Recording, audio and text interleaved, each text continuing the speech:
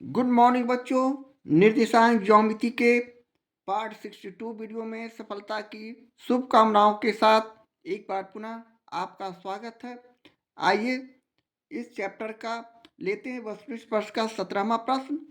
P जिसका नियामक -4, 2 और Q जिसका नियामक 8, 3 बिंदुओं को मिलाने वाली रेखाखंड को बाई अक्ष जिस अनुपात पे बांटती है वह है ऑप्शन। हमें ए बी सी और डी में किसी एक का चुनाव करना है। तो चलें हम इसे भी उसी तरह एक कार्टेशियन तल बनाते हैं समझने के लिए। ये हमारा वाई अक्ष है, ये हमारा एक्स अक्ष है जिसे हम एक्स और एक्स डैश उसी तरह वाई और वाई डैश नाम देते हैं। यहाँ एक्स डैश ऋणात्मक संख्या रखते हैं, वाई डैश की तरफ ऋणात्मक संख्या रखते हैं जैसा कि हम जानते हैं। अब प्रश्न से P का मान -4, 2 यानी एक x का मान ऋणात्मक और y का मान धनात्मक यानी हमारा सपोज दैट ये बिंदु P है जैसा कि इसका नियामक हमारे प्रश्न से -4, 2 है। दूसरा बिंदु हम Q प्रथम पाद में रखते हैं। ये हमारा प्रथम चतुर्थांश हो गया। यहाँ ऐसा क्यों? इसलिए कि हम धनात्मक संख्या को प्रथम पाद में ही रखते हैं, प्रथम चतुर्थांश में ही रखते हैं। तो यहाँ Q का नियामक 8, 3 दिया हुआ है। इस प्रकार P बिंदु हमारा दूसरे चतुर्थांश में है जबकि Q बिंदु हमारा प्रथम चतुर्थांश में है। अब इसे हम इस तरह मिलाते हैं। अब जो कटान बिंदु हुआ ये y अक्ष को समद्विभाजित करता है, प्रतिच्छेद करता है। तो हमें यहाँ इसका कोई नाम दे देंगे, यानी हम सपोज दैट इसका R नाम दे दिए इस बिंदु का, और इसका नियामक उसी तरह हो जाएगा। ये हमारा मूल बिंदु हो गया, इसका नियामक हो जाएगा उसी तरह 0 और y।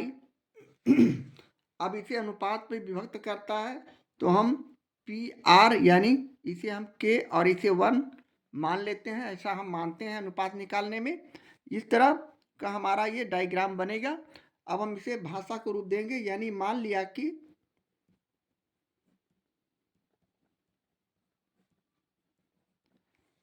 PQ एक रेखाखंड है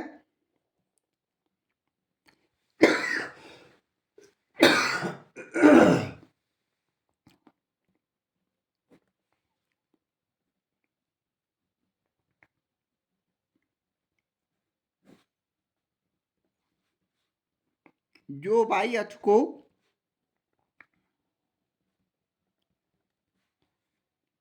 R बिंदु पर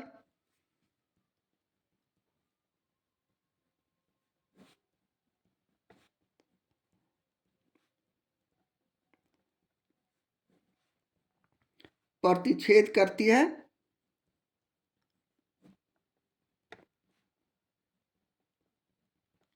जहां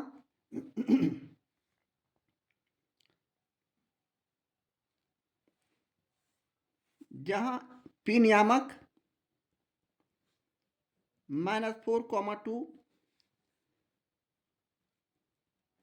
Q नियामक 8, 3, R नियामक 0, 5 और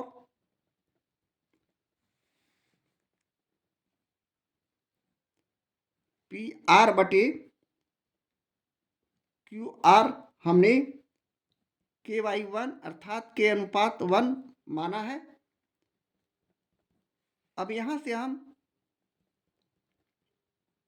x1 equal to x2 equal to लिख सकते हैं -4 और 8, -4 और 8। उसी प्रकार y1 equal to y2 equal to भी लिख सकते हैं 2 और 3। और इसी आधार पर हम m1 इक्वल टू k और m2 इक्वल टू 1 लिख सकते हैं। इस तरह लिखने के बाद अब हम लोग इसे अंतः विभाजन सूत्र से R का निर्देशांक निकाल सकते हैं। इसलिए क्योंकि PQ रेखाखंड को R अंतः विभक्त करता है, इसलिए अंतः विभाजन सूत्र से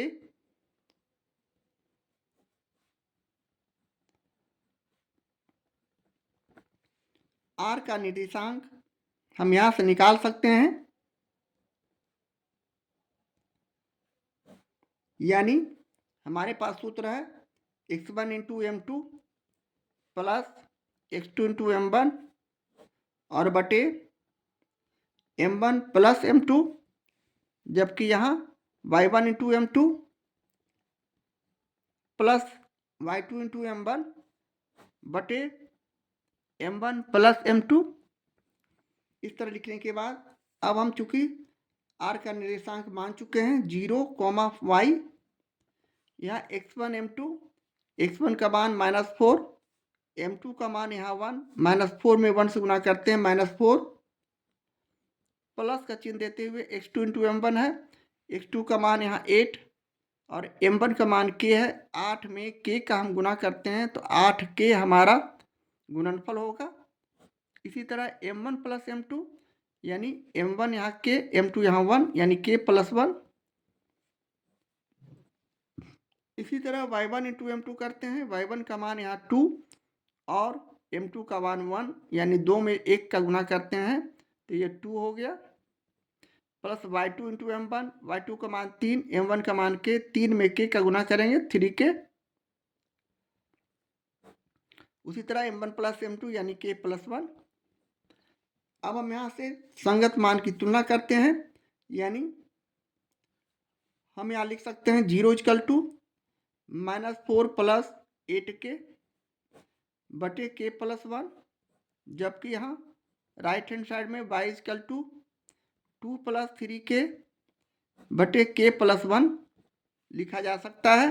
अब हम लेफ्ट हैंड साइड वाले संख्या को क्रॉस मल्टीप्लिकेशन के विधि से हल करते हैं, यानी तिरछा गुना, यहाँ कुछ नहीं तो 1 है, 1 से हम गुना करते हैं तो -4 plus 8k equal to k plus 1 में 0 से गुना होगा 0, यानी हम इसे पुनः 8k इक्वल टू -4 को राइट हैंड साइड लाते हैं तो +4, इसलिए यहाँ से k इक्वल टू 4/8 करेंगे, यानी 4 दूनी 8 यानी 1/2, जो कि 1:2 हमारा k का मान हो गया, जो कि हमारा ऑप्शन डी में इसका सोल्यूशन दिया हुआ है, आंसर दिया हुआ है। हम डी में सही का निशान लगाते हैं। इस तरह हमारा ये आंसर हुआ, सोल्यूशन हो। इस तरह हम प्रश्न 17 का सोल्यूशन करते हैं और ये हमारे प्रश्न का सोल्यूशन है, आंसर है। इस तरह हम प्रश्न 17 का सोल्यूशन करते हैं। निर्देशांक ज्योमेट्री के वस्तुनिष्ठ प्रश्न का ये रहा 18वां प्रश्न। यदि P जिसका नियामक -1, 1 उस रेखाखंड का जो A जिसका नियामक -3, B और B का नियामक 1, B + 4 को मिलाने से बनता है, मध्य बिंदु है, तब B का मान ज्ञात करना है। जहाँ ऑप्शन में A, B, C और D के रूप में प्रश्न का सोल्यूशन उपलब्ध है। तो चलें इसे भी हम लोग सबसे पहले A और B बिंदु लेकर एक रेखाखंड खींचा। ये A बिंदु हो गया, ये B बिंदु हो गया, जिसका नियामक हमें मालूम है -3, B, जबकि B का नियामक 1, B + 4। इसके मध्य बिंदु सपोज दैट यहाँ P है, इसका नियामक -1, 1 प्रश्न से मालूम है, तो हमें यहाँ से B का मान निकालना है। तो चलें हम सबसे पहले लैंग्वेज का रूप देते हैं, यानी मान लिया कि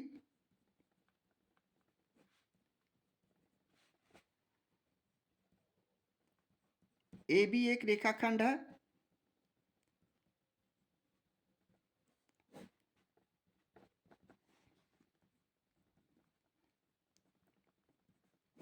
जिसका मध्य बिंदु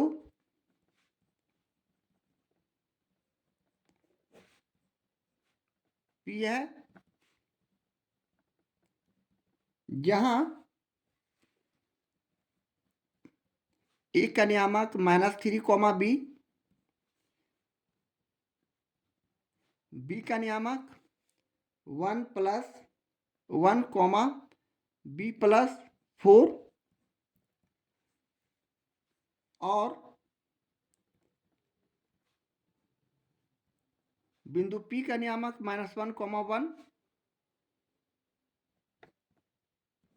है। यहाँ से हम उसी तरह x1 equal to x2 equal to लिख सकते हैं -3 और 1, y1 equal to y2 equal to भी लिख सकते हैं b प्लस 4। अब हम मध्य बिंदु सूत्र से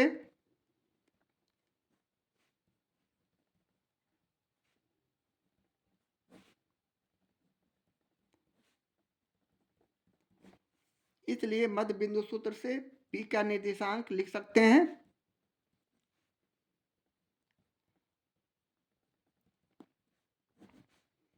इक्वल टू होता है x1 प्लस x2 बटे 2,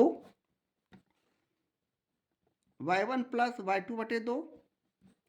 यहाँ p का निर्देशांक हमें मालूम है -1, 1, जबकि x1 प्लस x2 करते हैं तो -3 प्लस 1 और बटे 2। इसी तरह y1 प्लस y2 करते हैं तो b प्लस 4, जिसे हम इस तरह रखते हैं समझने के लिए। इस तरह लिखने के बाद अब हम उसी तरह संगत मान की तुलना करते हैं, यानी -1 इक्वल टू हम -3 प्लस 1 करते हैं, यानी -3 में +1 को हम घटाते हैं तो -2 हो जाएंगे।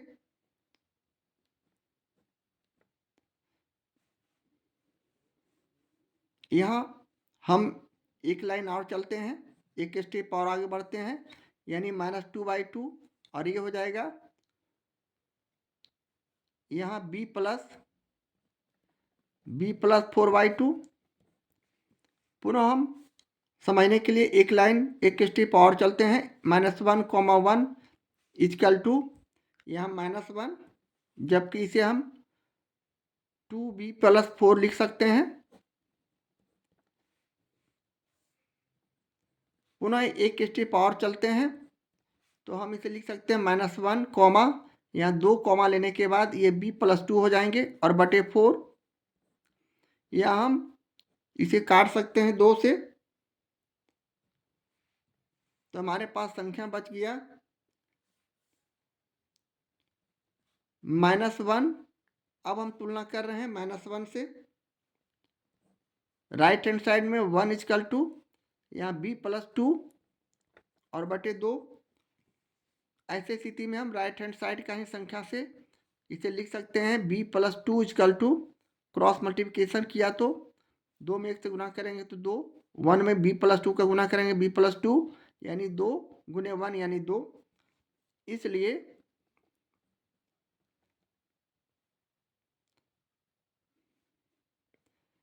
b इक्वल टू, यहाँ हम क्षमा चाहेंगे यहाँ 2 होगा इसलिए कि हम 2 यहाँ लिखते आ रहे हैं, यहाँ 4 हमने कर लिया था, इसलिए हमारा आंसर गड़बड़ चल रहा था। यानी यहाँ 2 बचेंगे तो 2 और 2 कट जाएगा तो ये 1 हो जाएगा, नीचे कुछ नहीं, यानी b प्लस 2 बराबर 2, b प्लस 2 बराबर 1 यहाँ होगा। इसलिए b इक्वल टू 1 - 2 अर्थात -1। इस तरह b का मान -1 यहाँ होगा और हम ऑप्शन बी में सही का निशान लगाते हुए अपने प्रश्न का सॉल्यूशन रखेंगे। इस तरह हम प्रश्न 18 का सॉल्यूशन करते हैं। निर्देशांक ज्योमेट्री के वस्तुनिष्ठ प्रश्न का ये रहा 19वां प्रश्न। बिंदुओं -3, -4 और 1, -2 को मिलाने वाली रेखाखंड को y अक्ष जिस अनुपात में बांटती है वह है।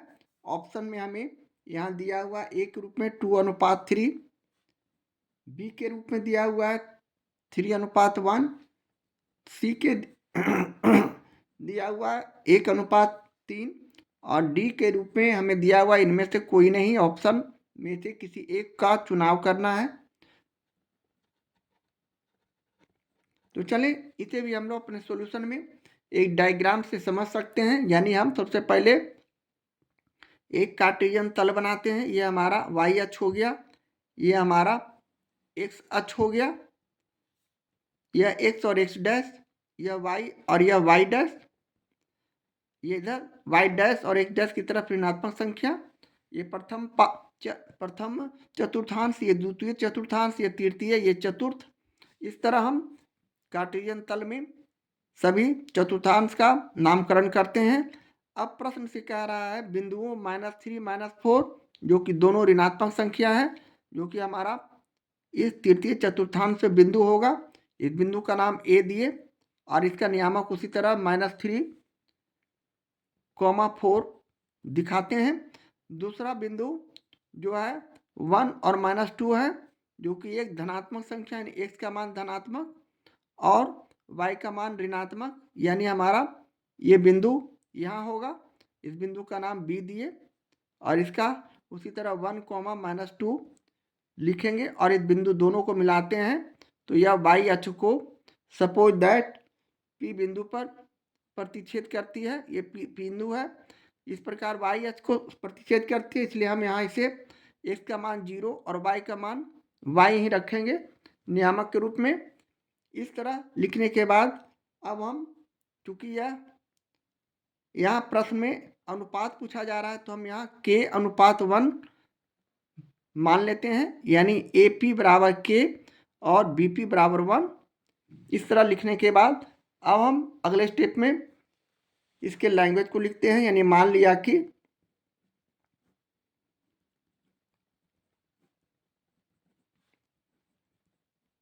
AB एक रेखाखंड है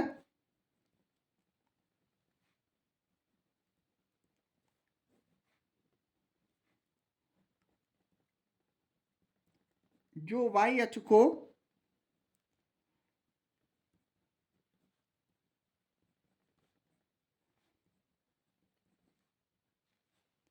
P बिंदु पर प्रतिच्छेद करती है।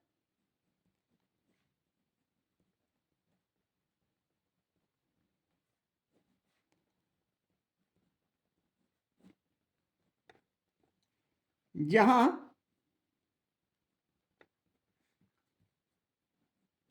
A का नियामक -3, यह माइनस है, -3, -4। B का नियामक 1, -2। P का नियामक 0, y और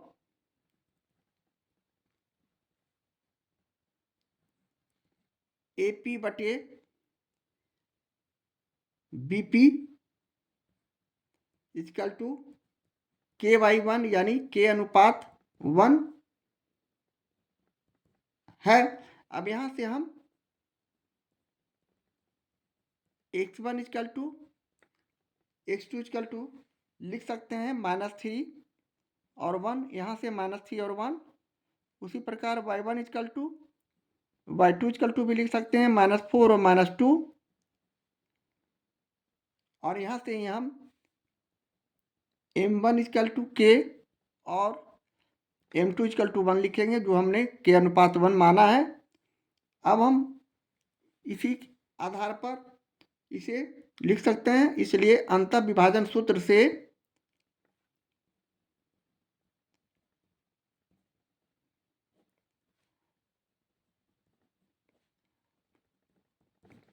हम P का निर्देशांक निकाल सकते हैं।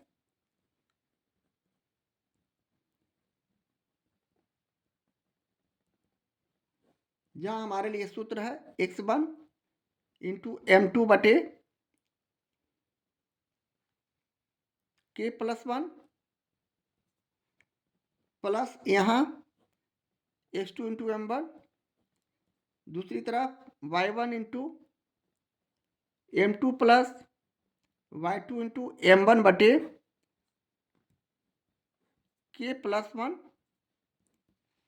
इस तरह लिखने के बाद अब हम बारी बारी से सभी का मान रखेंगे।